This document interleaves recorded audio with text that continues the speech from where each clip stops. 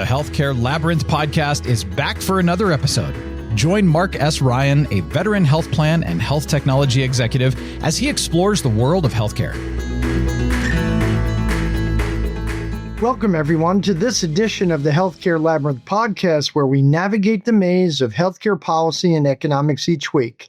My name is Marc Ryan, and thanks to everyone for listening in. This week's episode is the final installment in our 5-part healthcare reform series. If you haven't listened to the other 4, I would suggest you go back to the last 4 weeks to listen to those first. As well, I have 4 companion blogs to this podcast series published at the blog tab at healthcarelabyrinth.com on May 26, May 28, June 4, and June 12. That's healthcarelabyrinth.com. Much of this thinking also comes from my book, The Healthcare Labyrinth, available in print, ebook, and audiobook formats through major booksellers and at my website as well. So let's get into this last healthcare reform installment. We will take our usual 3 breaks today. This last installment is titled America's Healthcare Grand Bargain, a framework for American healthcare reform that might actually work. If you've been with me through episodes 1 through 4, we've built this step by step. We started with the diagnosis. America spends more on healthcare than any other developed nation, yet consistently underperforms on outcomes like life expectancy, chronic disease burden, and avoidable mortality. We then laid out the 3 core pillars of reform: price reform, a shift from utilization management to true care management in primary care, and affordable universal access. Today, we bring everything together, not as a collection of reforms, but as a system redesign. And that distinction matters more than anything else in healthcare policy, because America does not suffer from a lack of proposals, it lacks coherence. The continuing crisis, why this is still urgent in 2026. I originally ran this series in 2024 as the presidential campaign was heating up. I've re-recorded and updated it for the 26 midterms because, frankly, the underlying dynamics have not improved. If anything, they've intensified and worsened.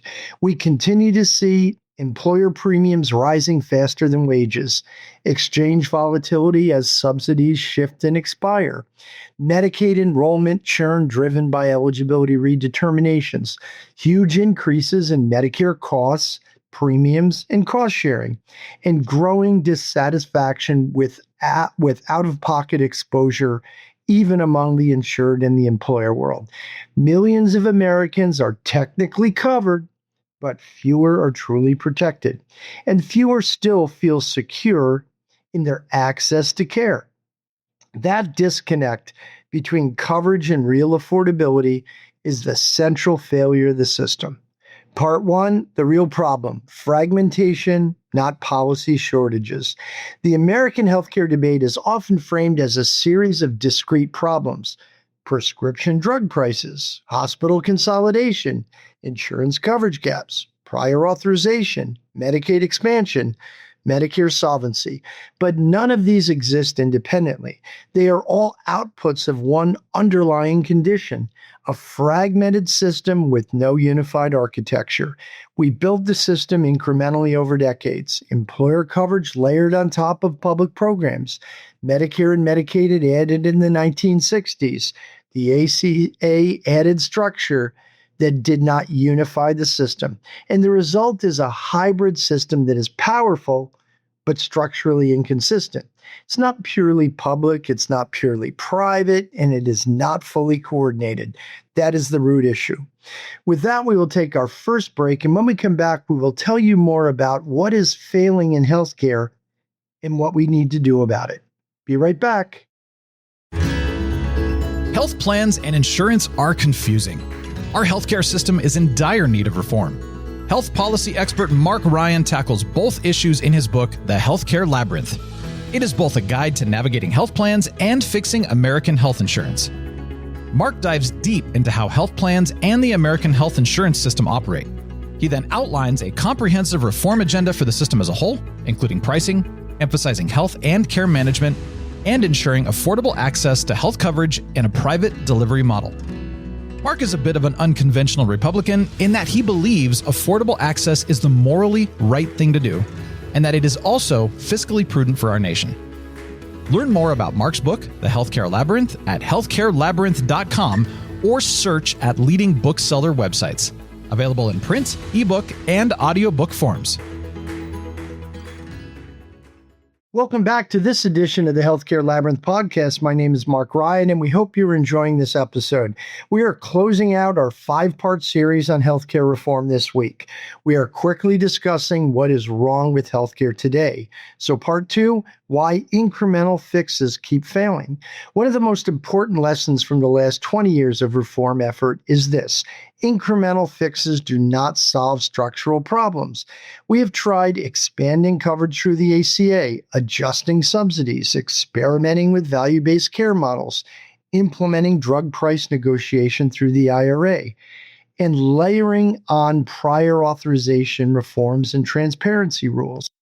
Each of these improves a piece of the system, but none of them resolve the underlying architecture. Because when you fix one area in isolation, the system adapts around it. Costs shift elsewhere, incentives reroute, and inefficiencies reemerge in new forms. That is why healthcare reform feels like constant motion without resolution.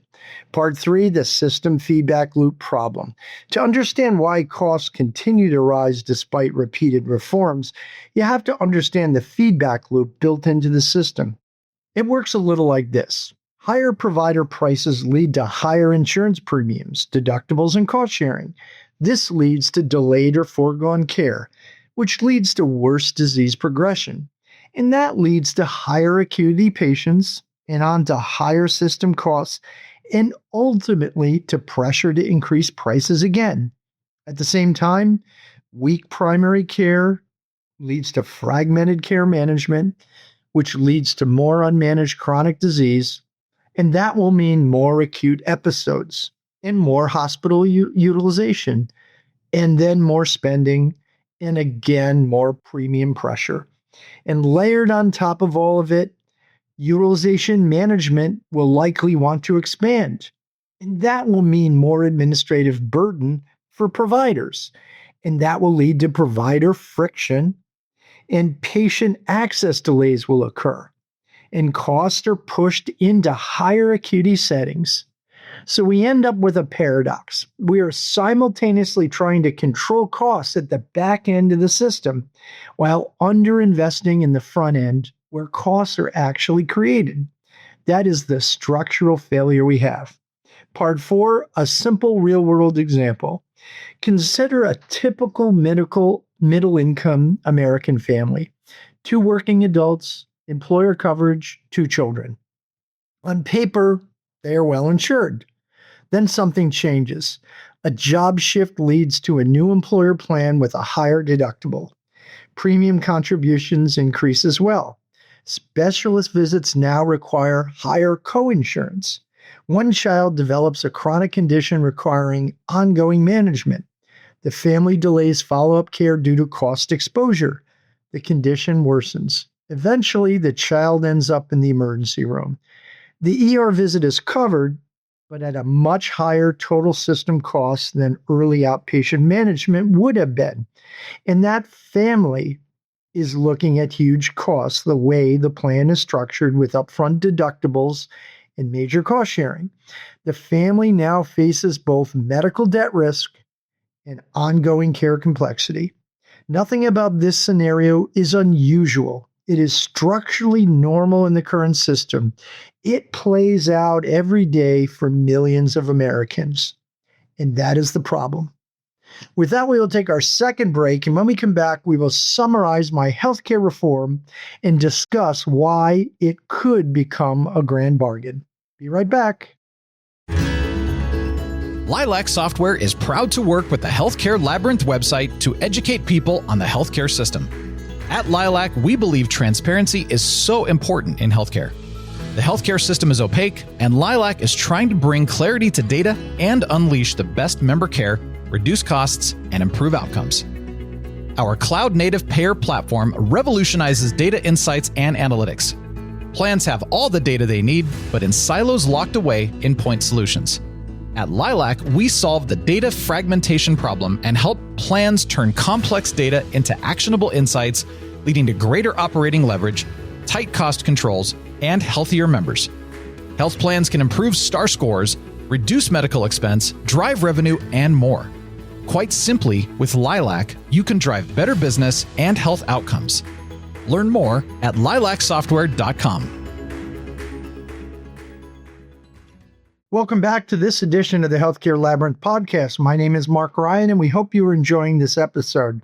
We're closing out our 5-part series on healthcare reform this week. We are now summarizing my reform proposal. So part 5, the grand bargain, 3 pillars working as one system.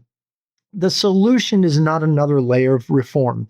It is alignment, 3 pillars working together as one system. Pillar 1, price reform. Healthcare prices in the U.S. are not simply high, they are inconsistent and structurally distorted. We see wide geographic variation, hospital consolidation-driven pricing power, list prices discounted from actual paid rates, and drug pricing systems that vary across channels and payers.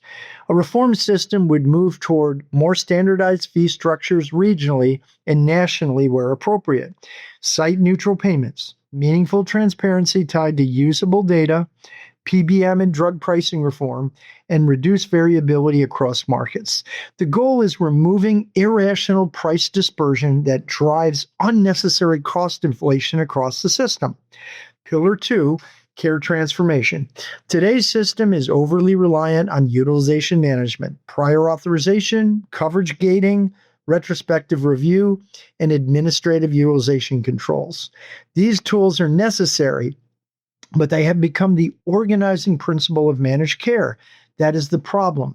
A rebalanced system would prioritize strong primary care infrastructure, population health management, early identification of clinical risks, integrated behavioral health, and longitudinal care management that blends clinical and social interventions.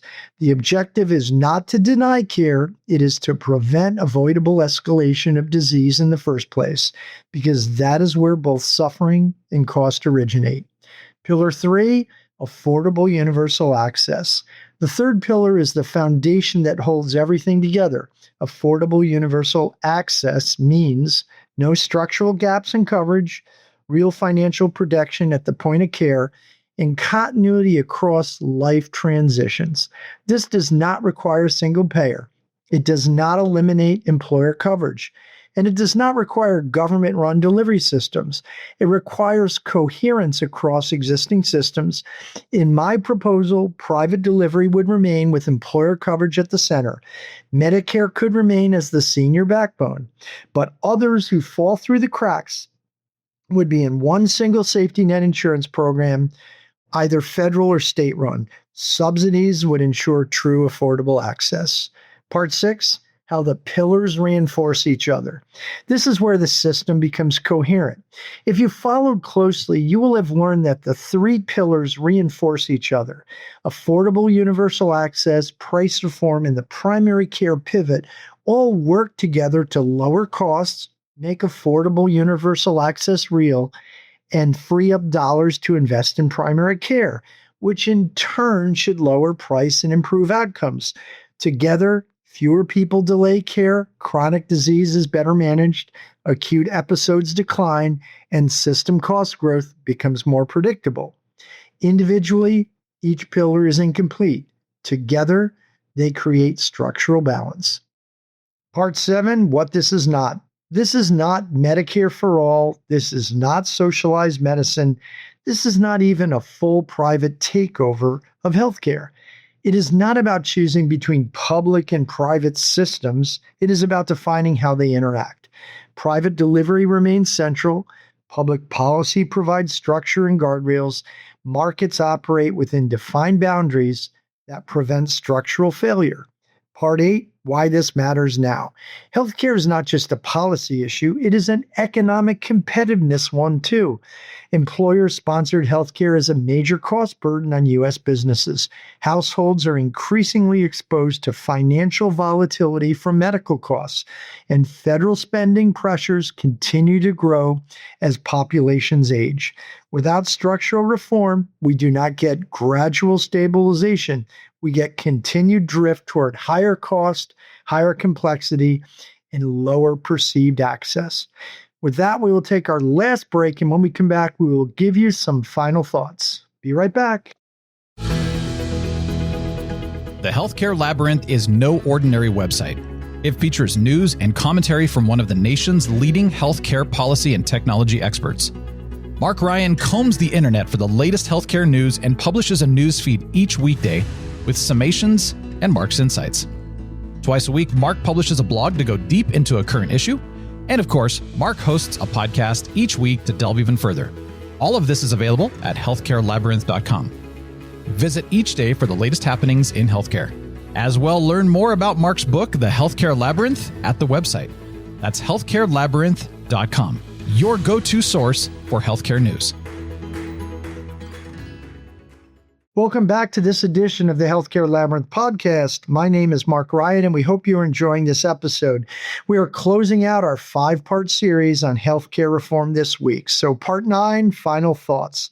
If there's one way to summarize this entire series, it is this. We cannot solve American healthcare by optimizing individual components of a fragmented system. We have to redesign the system so that prices are rational, care is proactive rather than reactive, and access is continuous rather than fragmented. That is the grand bargain. Not ideology, not incrementalism, but alignment. At the same time, we know much of what happens on healthcare is indeed political or ideological. That's where I am hopeful that the grand bargain could actually win, because it could make sense to all stakeholders. As I said in episode 1, there would be something in it for both political parties. Republicans often focus on competitiveness. Healthcare is one of the largest expenses American employers face. Reducing healthcare costs isn't simply social policy, it's economic policy as well. Lower healthcare costs strengthen American businesses, improve wages, encourage hiring, increase global competitiveness. That's a conservative argument in favor of the grand bargain. Democrats rightly emphasize access and affordability and the plight of millions of Americans. My proposal addresses both. I made the point that if we moved from how much we spend today as a percentage of gross domestic product to the rough average of the developed world, we would save almost $2 trillion in today's dollars annually. That number will only continue to grow over time without reform. Imagine what could be done with those dollars. The GOP might want to further improve competitiveness, reduce taxes, and more. Democrats might want to add to the social safety net at critical parts, such as housing, public health, and more, which are clearly deficient today. And last, maybe some of the difference might actually address mounting deficits in debt at the federal level. 2, maybe a piece is invested in differentiating our healthcare system from other developed nations, where we spend a little more to keep what is great about the American system, relative on-demand access, and including cutting-edge technology and drug access, if you can afford it today. But both parties need the courage to compromise. That is the difficult part. Neither party gets everything it wants. Republicans would have to acknowledge that affordable healthcare access is a national responsibility. I would argue it is a moral responsibility. Democrats would have to acknowledge that private delivery and market incentives remain powerful tools. That's called compromise. Unfortunately, compromise has become a dirty word in Washington. It shouldn't be. The greatest reforms in American history were built through compromise. Healthcare reform would be no different. And I go back to the fact that Republicans actually have endorsed healthcare reform in the past. There was Teddy Roosevelt in 1912, Richard Nixon in the 1970s, and George W. Bush more recently in 2003 with the passage of Medicare Part D, solving one of the major problems that seniors faced. That's it for today's episode of the Healthcare Labyrinth Podcast and the conclusion of our 5-part series on healthcare reform. We hope you liked it. Thanks for listening. If you enjoyed this series, be sure to subscribe and share it with colleagues interested in healthcare policy.